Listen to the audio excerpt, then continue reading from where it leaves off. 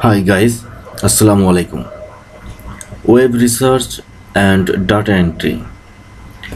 Web research অর্থাৎ web গবেষণা কিংবা বারবার রিসার্চ করা বা বারবার সার্চ করা, খোঁজ করা, অ্যান্ড ডেটা এন্ট্রি অর্থাৎ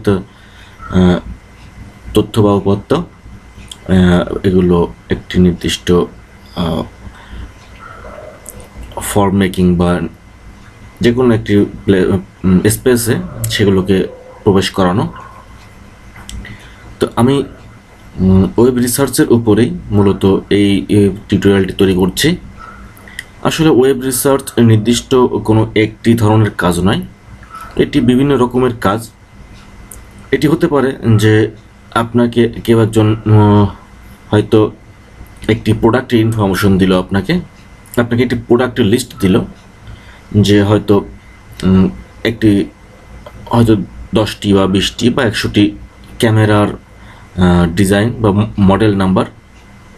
এই মডেল নাম্বার আপনাকে সে প্রোভাইড করলো কোনো এক ক্লায়েন্ট, এবং আপনাকে বলল যে এই ক্যামেরার প্রাইস মূলত কত হতে পারে সেটি ইন্টারনেট থেকে খোঁজ করে বের করা, কিংবা এই ব্র্যান্ড কোন কোন ওয়েবসাইটে কীরকম প্রাইস হতে পারে সেই ইনফরমেশন বের করা। অথবা এমন হতে পারে যে আপনাকে একটি কাজ দিল, যেটি হচ্ছে কিছু মানুষের লিস্ট দিল আপনাকে এবং বলল যে সেখান থেকে ইনফরমেশন ইন্টারনেট থেকে বা ওয়েব থেকে তাদের ইনফরমেশনগুলো, যেমন ইমেল অ্যাড্রেস কিংবা সোশ্যাল মিডিয়ার লিঙ্ক, ওয়েবসাইট, এই মোবাইল নম্বর, এইগুলো ইনফরমেশন সার্চ করে তাকে লিস্ট আকারে দিয়ে দিতে। তো এখন এরকমই আমি একটা কাজ আমি আজকে আপনাদের দেখাবো। যেমন আমার এক ক্লায়েন্ট, তিনি আমাকে একটি কাজ দিয়েছিলেন যেটি হচ্ছে ওয়েব রিসার্চের। তো তিনি একটি মেসেজ আমাকে এখানে প্রোভাইড করেছেন যে dear Abdul, please find the sheet here. Please fill out rows in red with as much information as possible in sheet 1 and 2. If you are happy with the work and we are too, then we will start the contact immediately. তিনি আমাকে একটি গুগলের sheet দিলেন এবং বললেন যে এখান থেকে কয়েকটি মানুষের ইনফরমেশন তাকে খোঁজ করে দেওয়ার জন্য, অর্থাৎ as much information as possible, যতটা সম্ভব। তো সেই গুগল শিটটাতে মূলত এরকম ছিল যে ফুল নেম এবং first name, last name, gender, user name, primary platform, category. এখন বাকি ইনফরমেশনগুলো, যেমন এখানে ইমেল নাই, আমাকে বলেছেন যে এই ইমেলগুলো এখানে সার্চ করে দিতে। এরপরে সোশ্যাল মিডিয়া, যেমন Facebook link, Instagram, Twitter, vine, YouTube, website, এই সব ইনফরমেশনগুলো এখন তাকে খোঁজ করে বের করে দিতে হবে। তিনি আমাকে কিছু ইনফরমেশন দিয়েছেন, বাকিগুলো আমাকে বের করতে হবে। এখন এরকম কাজ হতে পারে, আবার অন্যরকম হতে পারে। আমি আগে একটি পর্ব আপনাদেরকে দেখিয়েছি যে কিছু মানুষের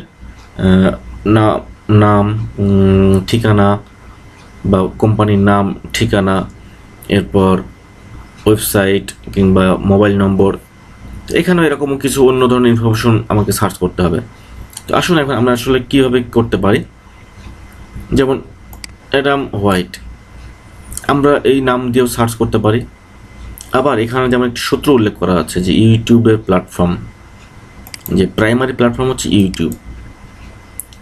আমরা যদি এখন এই যে ইউজার নেম, সম্ভবত এটি ইউটিউবের ইউজার নেম, আমরা যদি এটি কপি করে নিয়ে আমরা আমাদের ব্রাউজারে এসে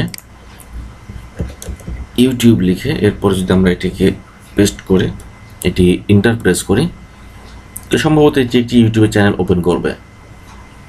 দেখুন অ্যাডাম হোয়াইট, এটি অ্যাডাম হোয়াইটের ইউটিউবের যে চ্যানেল সেটিকে সামনে এনেছে। তো অ্যাডাম হোয়াইট আপনারা দেখতে পাচ্ছেন। এখন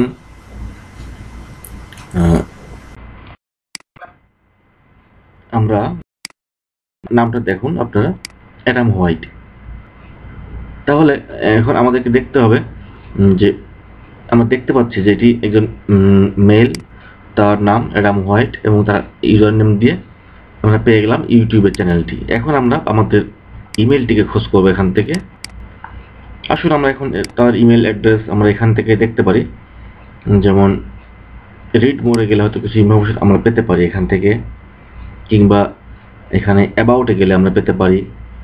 আর আমাদেরকে যেমন বলা হয়েছে যে টুইটার, গুগল, আপনার ফেসবুক, ইনস্টাগ্রাম, ভাইন এসবের লিঙ্ক দেওয়ার জন্য।